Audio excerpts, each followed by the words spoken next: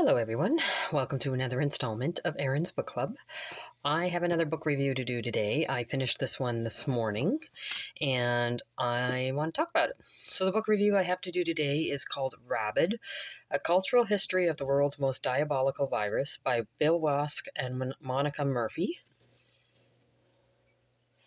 And it basically what you see is what you get. It is a written representation of how through the ages we feel rabies has affected the cultures of early man right up into modern society. Right up with your vampires and werewolves, we thought were, or the understanding is, they were thought up by people who saw these things and didn't know how else to explain them other than supernatural. They would see a dog bite a human, and the human would then have the same symptoms of the dog that bit them. And then throughout the ages, that dog turned into a werewolf type thing that would bite other humans and cause other werewolves.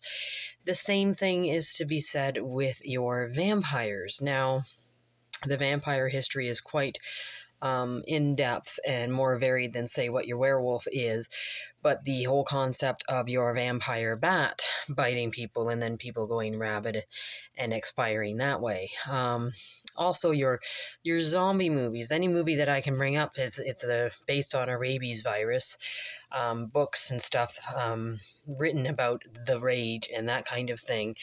It's a fascinating read, especially with how we as human beings have coped with this virus growing throughout society, and how we went from 100% fatality virus to Milwaukee Principle or Milwaukee Procedure Protocol to help save people, which, by the way, isn't very effective nowadays. They've had, I think, 4 be saved by that, and a lot of times it's long-term mental damage if they are saved by it. Just it's a quick read in that it's not very dry and it's a short book, and it's an enlightening read in that it keeps you engaged going through each chapter. Has its own stories about what the chapter is about. The only really downside I have about this book, and I think it's just because it is a nonfiction book, is there's a lot of footnotes.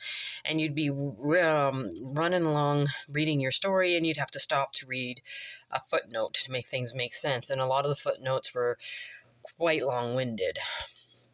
Other than that, though, this was a really well-written book, really well-researched book, and it was good to read, but it still left you feeling a little bit unnerved about everything that we've learned and maybe still haven't learned. Like, for all of the research that we've done for rabies, because it doesn't kill in mass numbers, nobody wants to put the money into researching a disease that is almost 100% fatal, which in itself is kind of scary.